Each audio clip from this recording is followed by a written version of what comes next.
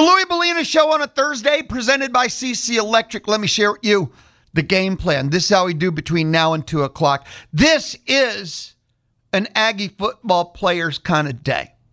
When fall camp is going on, once practice is over, on many of the days, you've got these Aggie football media availability. Coordinators come out and speak. Elko comes out and speak. The Aggie football players come out and speak. On the Louie Bellina Show, we will listen into all of them. We might miss someone here and there. I apologize. I like to do fall camp in their words. Today, we're going to catch up with the players, like Micah Riley. Reuben Owens III yesterday took to the podium, and he was epic. He was absolutely epic. I'm not going to lie to you.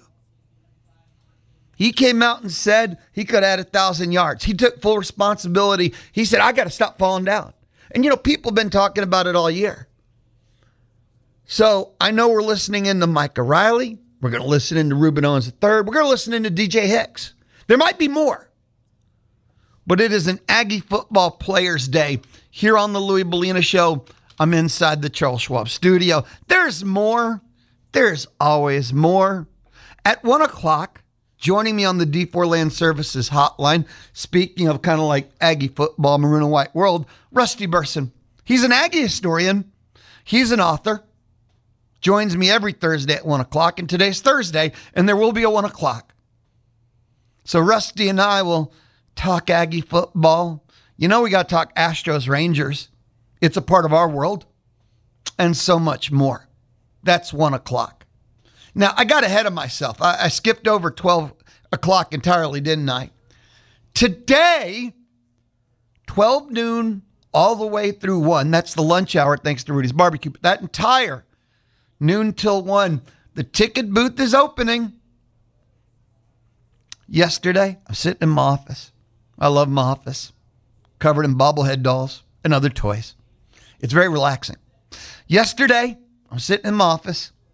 Elisa, our office manager, walked in and said, hey, I've got this fistful of Moody Gardens family 4-packs. Do you think you know anybody who would like them? And I started laughing because I think I do, and that might be you.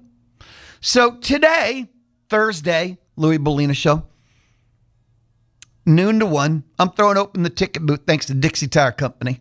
A chance for you, one last hurrah. Take the weekend, take the family, go to Moody Gardens, make memories. So if you're interested, we got 3-4 weekends left in August.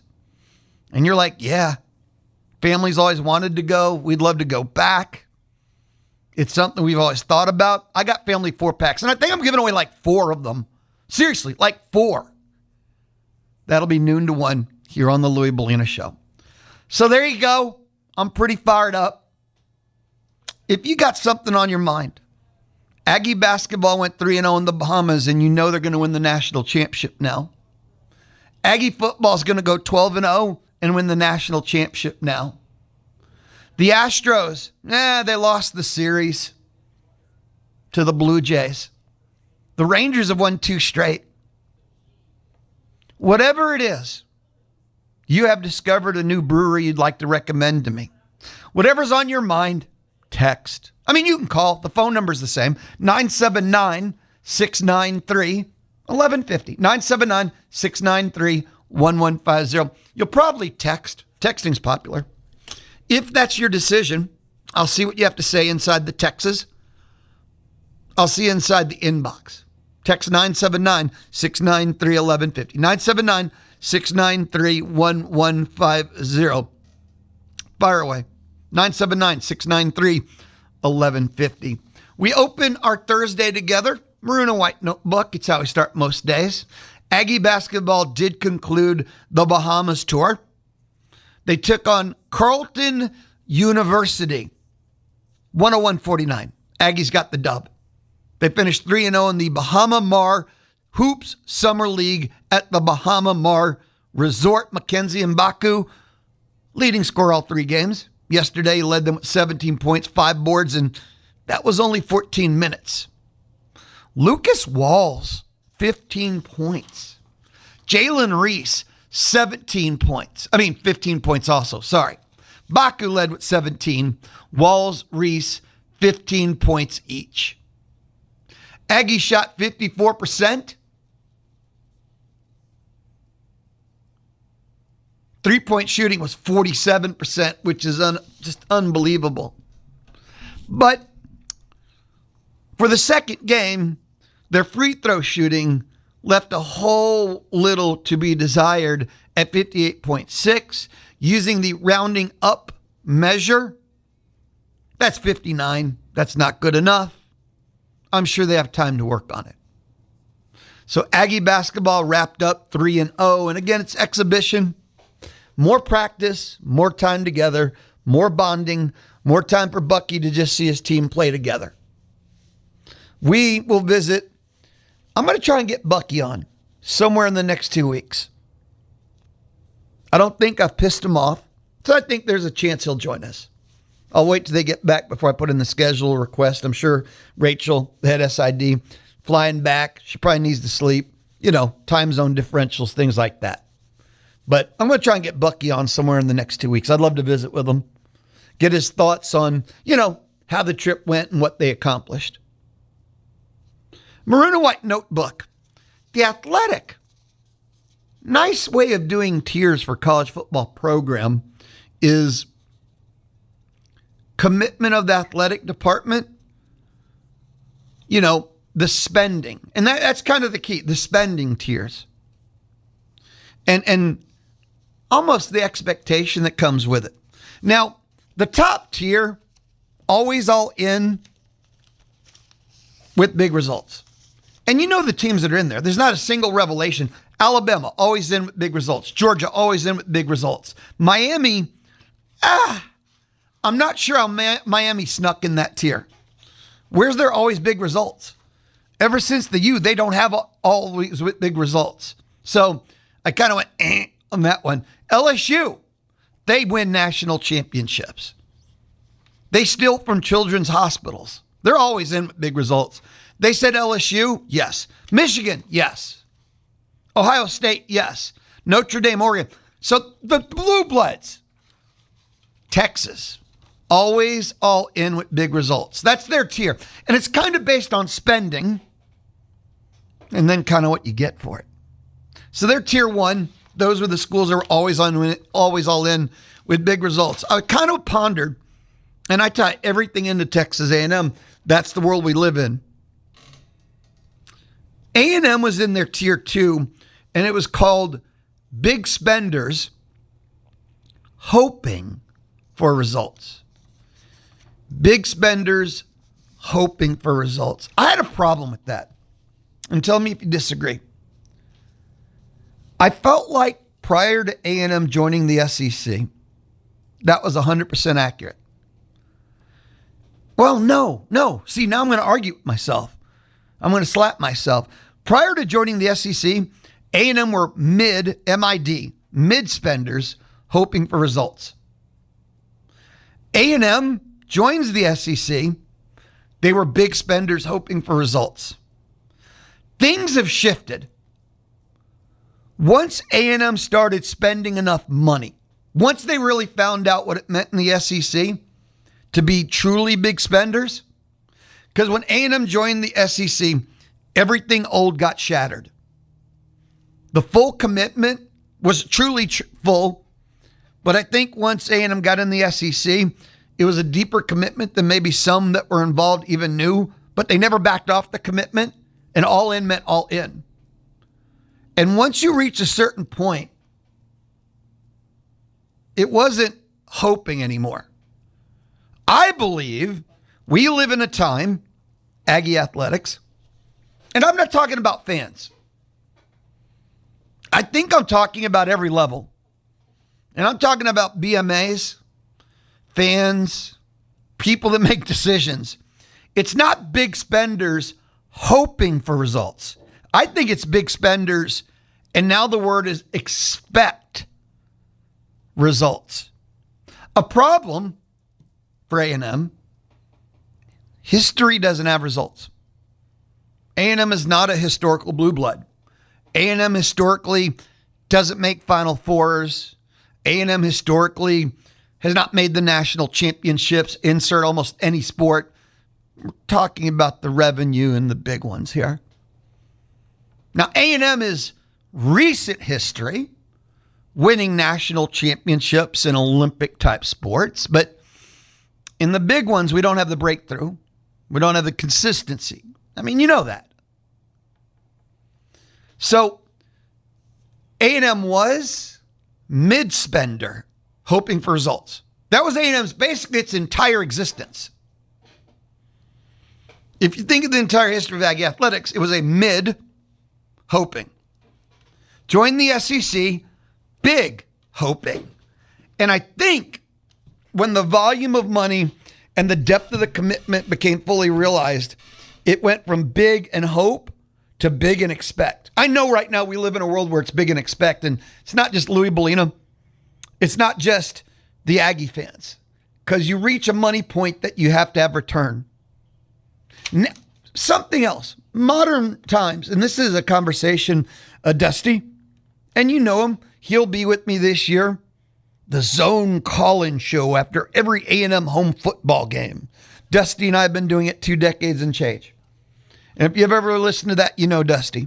If you listen to the Infomaniacs, Dusty's over there from time to time filling in for anyone. So you've heard Dusty around.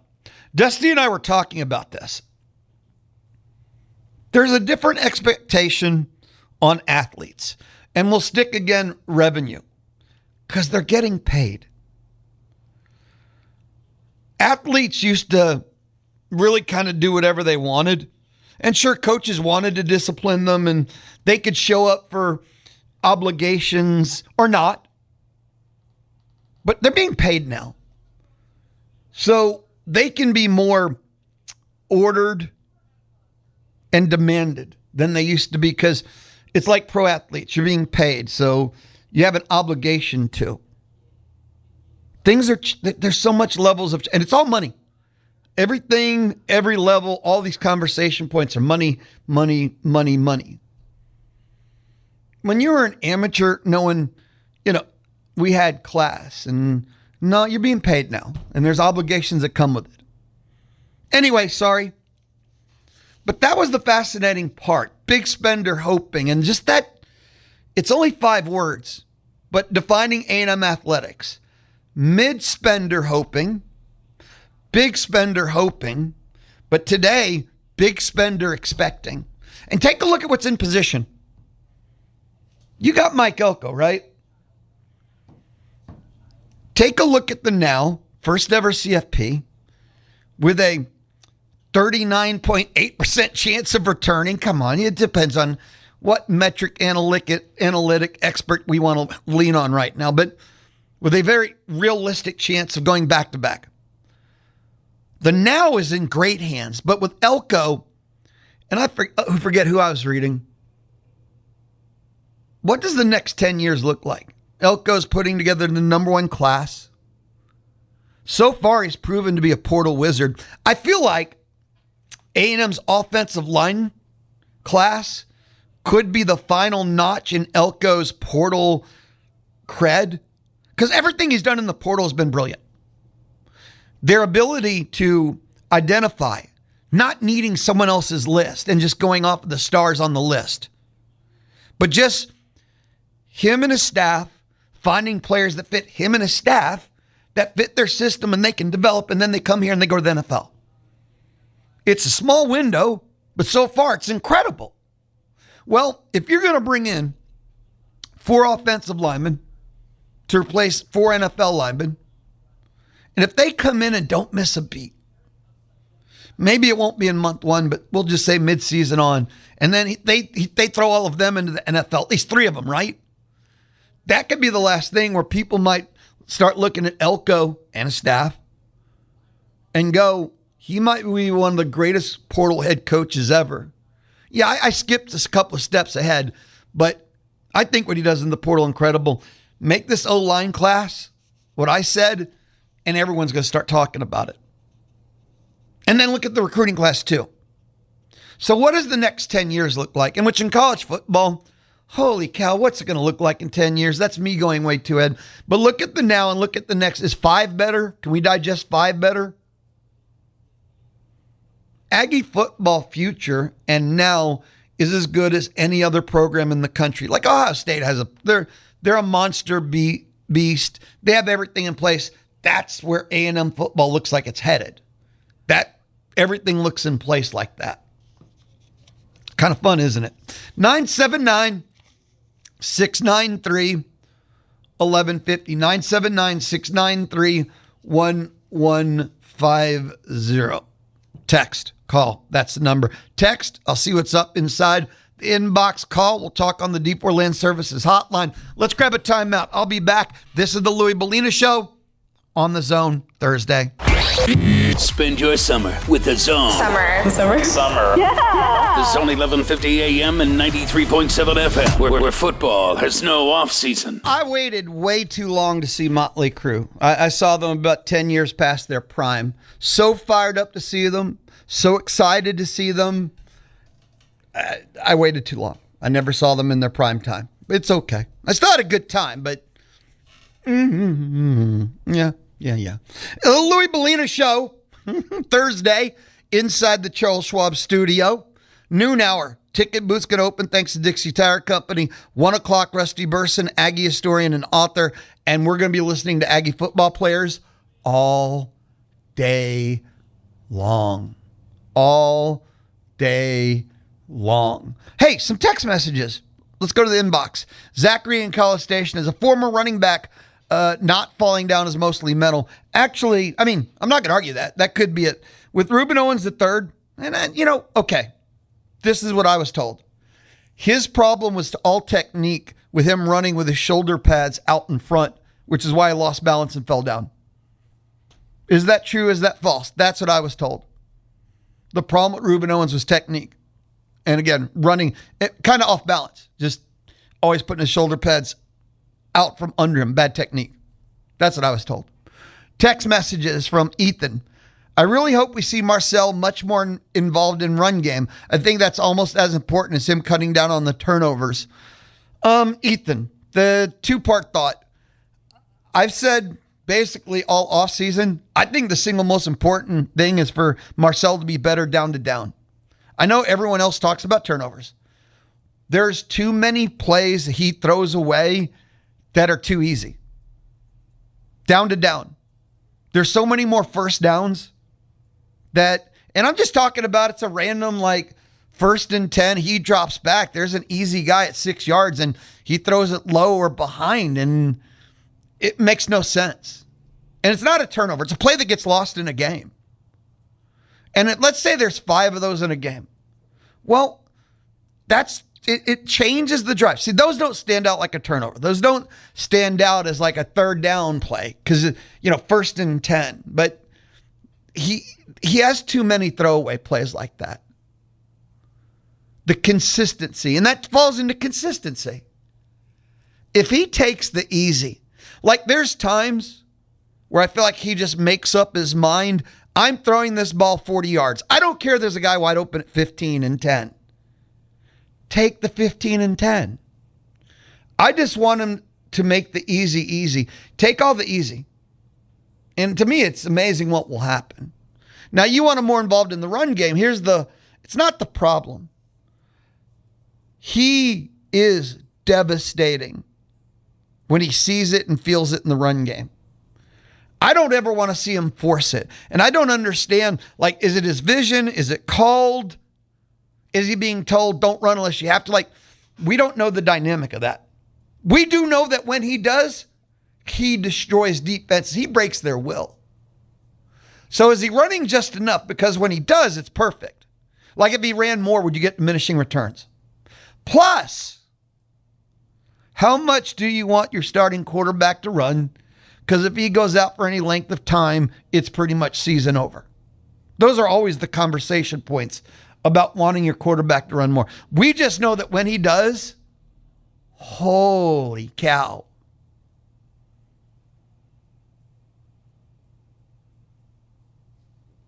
So Yeah. That's all. That's Mars, I want the consistency of down to down. Then he can make turnovers and they won't be devastating because it won't feel like the whole thing falls apart on one play if you're making all the easy plays. Seriously, his completion percentage would go up if he just wouldn't quit missing the plays that are there. Things like that. I want the consistency of down to down. So anyway, one more from Bentley. Bentley, I love your text message, but if I could give you PSA, public service announcement, you can't text me a page. It doesn't work. I love your text message. It's great thoughts, but I can't do a page. And here's a good rule of thumb on the Louie Bellina Show, presented by CC Electric, Thursday on the Zone. 3 sentences, solid text message. Once you hit the 4th through 20th sentence, that's a phone call. It's just a guide. It's not a demand. And you have 2 points. You would have been better with 1 point. I'll try and skim. He says his first point, the only reason A&M went to the SEC is that the majority of the TV revenue was going to Texas because they had their own channel. His second point is that the BMA, the big money alums, don't expect, they demand. I wish that was true. Not at A&M. That's one of the problems we've had for a long time is you've heard the word alignment. That's actually been a buzzword for a while, right? A&M's alignment has been so screwed up for so long, it has held them back for so long. Because A&M's BMAs are not same page. My understanding. Like Houston's 1 camp, Dallas has 2 camps, and things like that. So you might have some demanding, but if they're not all demanding, the ones that are not demanding can offset the ones that are demanding in unalignment. This click and that click and that click, as opposed to all on one page. Alignment. As opposed to like taking turns, but nobody's ever all on board with anything. So alignment. You look at some of the things that went on with Aggie football. How many coaches have coached 2 years beyond their expiration date? That's not demanding. You know the coach isn't the answer. And but yet you give him 2 more years so he can just do damage and let the program decline and let the next coach have to spend 2 more years of recovery because this coach had 2 more years of damaging things. That's not demanding. That's my 2 cents. And if you want to give me change back, I respect that. 979-693-1150. 979-693-1150. Bentley, awesome. Here's a Bentley sent back. I love this. Sorry for the verbosity. I'll contact my editor. That's outstanding right there. One more thing before we jump off of this whole money thing. I loved one of the categories The Athletic had because it's really relevant to today. It said new money. Because remember, this whole thing started, teams, programs by tiers. And, the top tiers is all in with results. A&M made big spenders hoping, and I don't think it's big spenders hoping. Not anymore. Not anymore. A&M started as a mid-spender hoping, went to the SEC, became big spender hoping, but after how deep the money investment is, big spender expecting is, I think, the current state.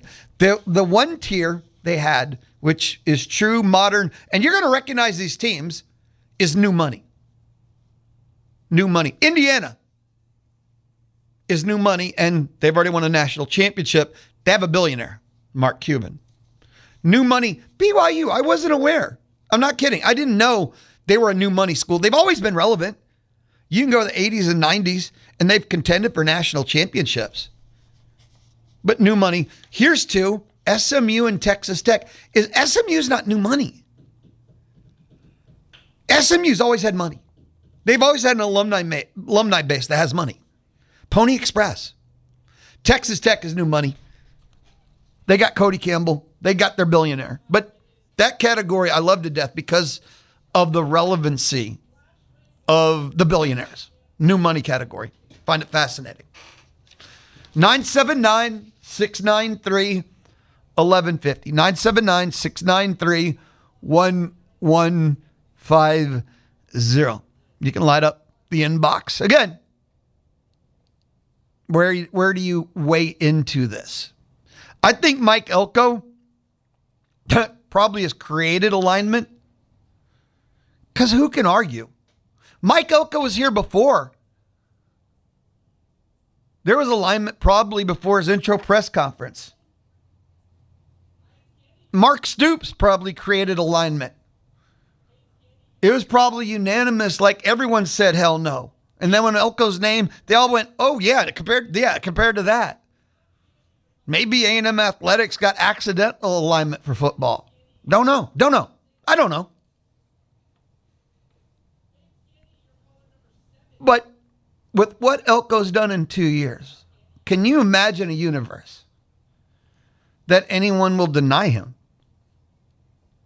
Forced alignment? I don't know. But I think it's there now. Because you see what Elko's doing with what he has. Why would you not give him more? Where with other coaches, I hate to say it, you could see where it'd be like, what's the point? No, I'm not giving you an extra mil. What would be the point? When we come back, time to start our Aggie football player listen-ins. They're going to be happening all day long. We're going to catch up with the fall camp players. And we're going to have Micah Riley, who was part of that Tuesday press conference. He is awesome. I'm going to tell you in advance. This is the Louie Bellina Show inside the Charles Schwab studio, and it's Thursday, and this is The Zone. Listen to The Zone on the Zone app. Thanks to Loyalty Plumbing. The pros at Loyalty Plumbing are ready to serve you 24/7. 24/7. For big emergencies or small. The Louie Bellina Show, presented by CC Electric. They do residential, commercial, and industrial services. That is CC Electric. Time now, our first of the day. Aggie football player listen-ins. Micah Riley was there Tuesday when they did kind of the intro fall camp press conference, and, well, he was simply brilliant. Micah, how are you feeling? And tell me your thoughts entering this camp, your second year with Texas A&M, and obviously all the experience you bring into it. Yeah, I'm excited. I'm healthy for the first time in a while. I got a shoulder surgery this offseason, so I've just been working at that all offseason with Dalton and Dez and Tommy. And we're all healthy. We're ready to go, and we're very excited for camp. Alex? Micah, just what do you feel like the makeup of this tight end room is coming along to be like, and just how you felt about how that group's meshed together this offseason? Yeah, I think we've meshed really, really well. We spend all the time you can imagine together. I mean, we are doing extra meetings, a whole bunch of stuff together just to build the chemistry, make sure we're all comfortable together, comfortable with the scheme, everything you can think of. So we spent all offseason together, especially the transfer guys, to try to bring them in. We're all older. And then we have a lot of young guys who came in, and our job is to bring them along, teach them, make sure they understand what they're learning and why they're learning it. And I think we've done a good job of that. So, Tony and then Tyler. So, Micah, obviously, pretty new tight end room. You're the leader of this team. Just what can that group look like? And I guess as the offense as a whole, what is the expectation? How's it been? And what are you guys' goals this year? Yeah, our coach talks about it a lot. We got something to prove. There's not a lot of pub around our room. And we kind of like it like that. I mean, we got talented receivers, talented O-line, talented quarterback, and all those pieces will open things up for us. So just being versatile, being ready, being prepared, being quarterback friendly. Whenever Marcel needs me, I'll be open, I'll be ready. And that's just kind of the standard of our room. So, Tyler. Yeah, Micah, and specifically, what have you seen from Houston Thomas, and what kind of a player is he? What does he add to this team? Yeah, I think just a good locker room guy, good chemistry. He's hilarious. He's from here. He takes care of all the guys. He shows us around, takes us to the best food spot, stuff like that. But he's been a great addition to the room. We're really happy to have him, and he's been great. Travis and then Carter. Yeah, Micah, what is it like, from what you've seen, what is it like being a tight end in Holman Wiggins' offense, and how is it same, different maybe from last year? Yeah, I think can't give you too much, but I think things will be pretty similar. We try to keep everything as common and as similar as possible. So I think things will be great. And I think he's excited. I mean, he's proved that he's great at his job, and getting this new opportunity for him to come in and show what he can do as an OC, I think will be great for his path in his career, and we're super excited. I mean, there's nobody else we wanted other than him, so I think the coaches knew that, and things have been working really well. So, Carter? Micah, so were you hurt during last season, and what difference do you think it'll make this season being completely healthy? Yeah, I mean, I've had shoulder issues since high school, and I've been playing with an injury for 3 years. So the last 2 years I was at Auburn, I just kind of had a torn labrum and had to wrap it up and play with it. And I got comfortable doing that. And so now it's kind of weird coming into the off season. Like, I'm actually able to use both my hands and both of my arms, stuff like that. So, but this is the best I've felt in a really, really long time, just conditioning-wise, body-wise, mentally, everything. So I'm just excited. Like, I'm very blessed and excited. So when y'all had that team meeting and you were named a captain, what was your immediate reaction? And then who was like the first person you told after that? Did you call your parents, or what kind of went on that day? Yeah, I called my mom immediately. I'm like, you won't even guess what just happened. But just all I could think about is my teammates, and just what an honor it is that they would vote for me to lead this team and be a captain for this team. And I mean, I'm so blessed. I'm very thankful. So, Alex, and then Rob.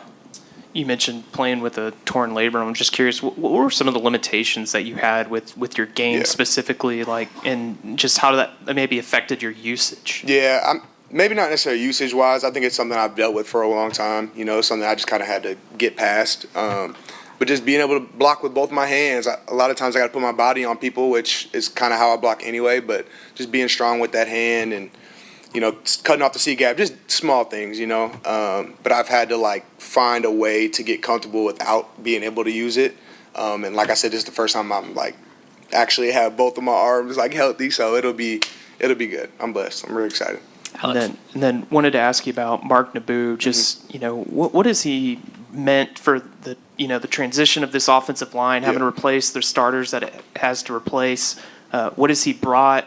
And just, can you describe his personality as someone who maybe spends a little more time with him? Yeah, we love Mark. I mean, he is the only returning starter from the offensive line, and we have a whole bunch of new transfers. So he's done a really good job this offseason of just bringing all the guys together, bringing them along. I mean, we've gone hunting together and just going to get food, stuff like that. Just bringing everybody together, building the chemistry the best we can.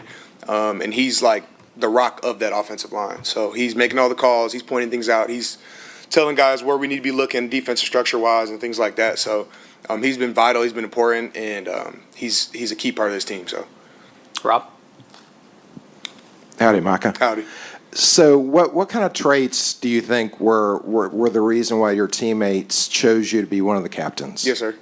I think I'm honest. I'm not scared to communicate with coaches and even just players when things aren't going how they need to go. If we have a standard, I think that my job is to withhold that standard, no matter what it is. And I think guys trust me. They believe in me. They know I'm the same person every single day. And those are traits that I just try to carry with myself. And, that's the stuff I talk about my mom. She raised me like that. And I just try to be that person every single day. So, all the way in the back with Victoria. Micah, kind of building off of that, stepping into that leadership role. What do you think that the fans or just viewers in general are going to be surprised about this younger group coming in? Yeah, I'm glad you asked. This young freshman class is probably the most talented group of kids I've ever been around. And I was at Auburn when we had the Freeze Four. I don't know if y'all remember the Cam Coleman, all those kids. This is probably the most talented all-around group of kids I've ever been around. They work hard. They show up every single day, do what they're asked to do. And we're just very excited. You can look at any of the rooms and they're the truth. So, bless. Carter, and then Travis. Micah, there was a play last season, you were caught on camera in the Notre Dame game where Theo had the holding penalty, and you were the first person to console him when he went to the sideline.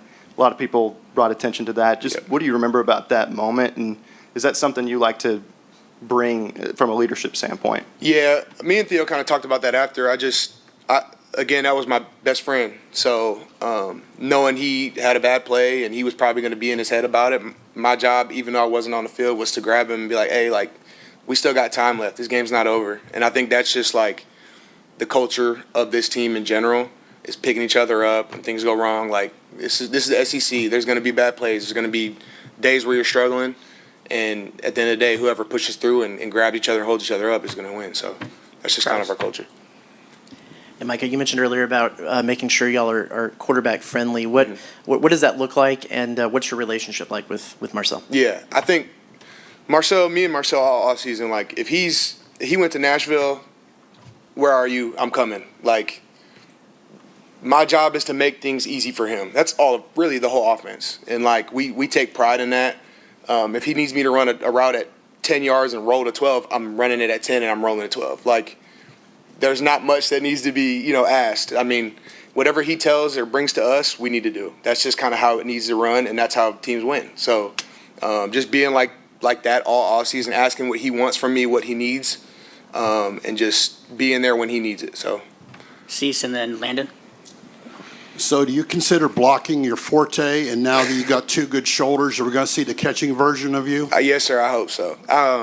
That's been, my big thing my whole career. I've been a physical big kid, and just in order for me to get on the field my whole career, I've just went out there and put my nose down and blocked. I plan to do the same thing, but obviously I'd like to get the ball a little bit this year. Hopefully we'll see that happen, but yeah, it'll be good. I'm excited. Landon, then we're going to wrap things up with Tony. Howdy, Micah. Coach mentioned a little bit about talking about some of the competition across some of the different positions. How do you feel like having SEC competition in your position groups is really helping you guys grow throughout this camp? Yeah, the SEC is big too, but I think just even the guys we brought in from smaller schools, like they understand the culture, they understand the work ethic, and like what our team is structured around. So I think everybody battling, trying to become a better version of themselves, better player, has been like really important for this team, and it's paying off in all the rooms. So we're excited. Wrap things up with Tony. So you talked about just like the way you guys help Marcel Reed.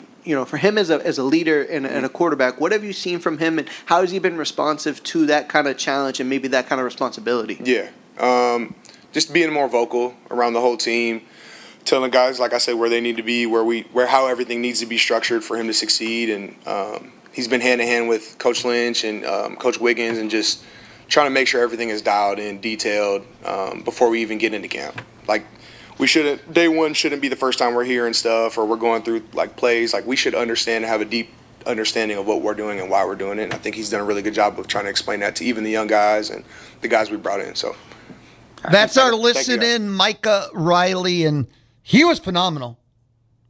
I thought every second, every minute, that was an awesome, excellent, and he had something to say, and I found myself kind of leaning forward, wanting to hear everything he had to say. That was fantastic. Micah Riley, our listen in fall camp. And 12:35, Reuben Owens III is our next listen in up at 12:35. This is the Louie Bellina Show inside the Charles Schwab studio on a Thursday. I do want to throw out my text message number. A lot of people with a lot of things to say. 979-693-1150. You can text questions, comments, opinions. And it doesn't have to be Aggie football. It's kind of anything goes kind of vibe on the Louie Bellina Show. 979-693-1150. You can light up the inbox. When we return, our first hour, effectively, but not quite yet, is done. It's Louie Bellina Show Thursday on The Zone.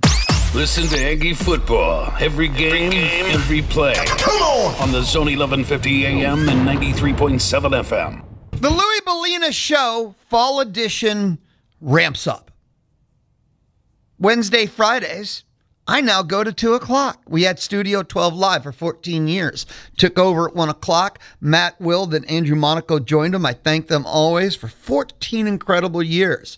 But Wednesday, Fridays now go to 1, which means there's going to be new guests and new features. A lot of it kicks in starting next week, and I'll always give you a heads up. I did want to share a couple of things. We start our high school football preview, thanks to Kelly Burt Dozer, tomorrow. You know it as the high school football update once the actual high school football season kicks in. And it's all thanks to Kelly Burt Dozer. We will preview Brian Rudder, A&M Consolidated, College Station High, Navasota, and I think there's more leading up to the kickoff of the high school football season. It's 11:56. Yeah, exact time, yeah.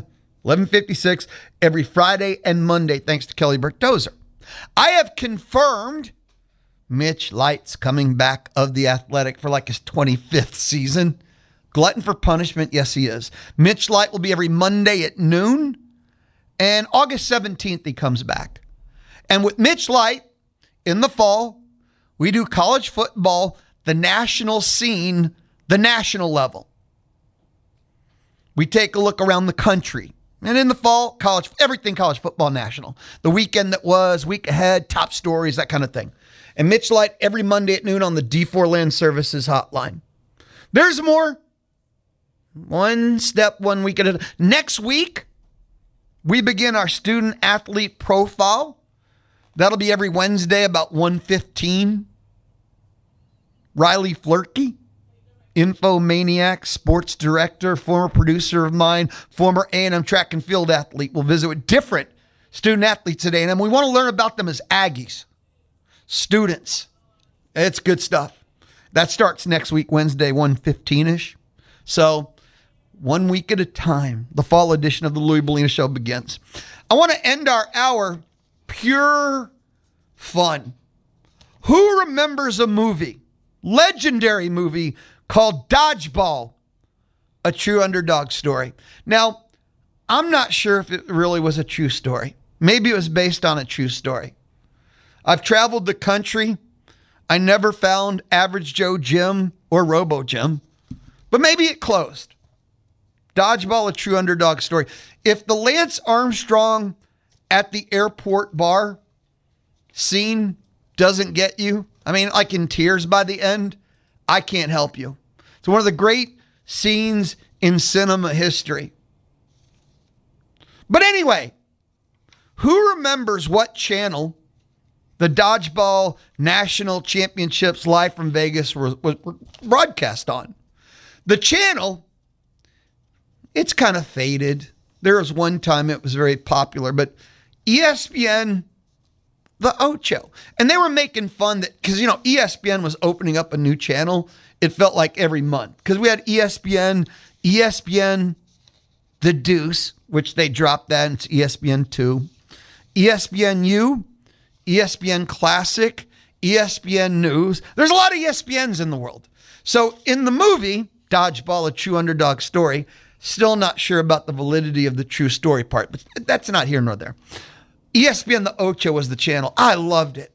I joked about it for years. Well, did you know that this is the 10th anniversary of ESPN The Ocho? And every year, ESPN does a day of ESPN The Ocho, kind of a rebranding. And they go find, I don't want to say the most absurd, obscure, bizarre, strange sports fitting dodgeball, let's say, and they broadcast it. Well, in honor of the 10th anniversary, they're doing a 3-day celebration that begins today, August 6th.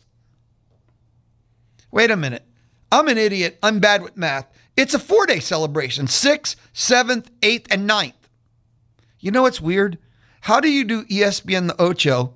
Never mind. 6, 7, 8, 9. It's a 4-day celebration of the 10th anniversary of ESPN The Ocho. It's going to take place across all the channels. ESPN, ESPN2, ESPNU, and you can stream it on the ESPN app. What sports did they find to celebrate the 10th anniversary of the Ocho? I'm telling you, I want to watch so many of these because I just really want Combat Archery All-Stars, Broom Hockey Championship, Fire Department Racing. This is the one. Death Diving League, Blaster Tag Invitational. This one, the name alone deserves our viewing, but the Brewski League Legends of the Lane. Legends of the Lane. The United Grid League and the New York Wolves will take on the Tampa Bay Brigade. The Goodyear Blimp Try in the Sky. Hacky Sack 2026 Championship. The Pumpkin Toss. Oh, man. Knock Hockey NOK. two goalies, all goalie game. And I've saved the best two for last. These are the two you want to DVR, you want to record, because you'll play this back forever. The Great Bahamian Crab Races. And finally, this is the one where wagering is allowed. Bare Knuckle Fighting Ice Wars. Bare Knuckle Fighting. Okay, I'm with you. 3 words in, you've got me. Bare Knuckle Fighting Ice Wars. There's so much more. I just picked the must-watch ones that you will catch on the Ocho starting today through the 9th. Must-see TV. Oh, sorry, that's the wrong network. I'll be back. We're just we got hanging out. It's the Louie Molina Show, presented by CC Electric, Thursday, having fun on the Zone.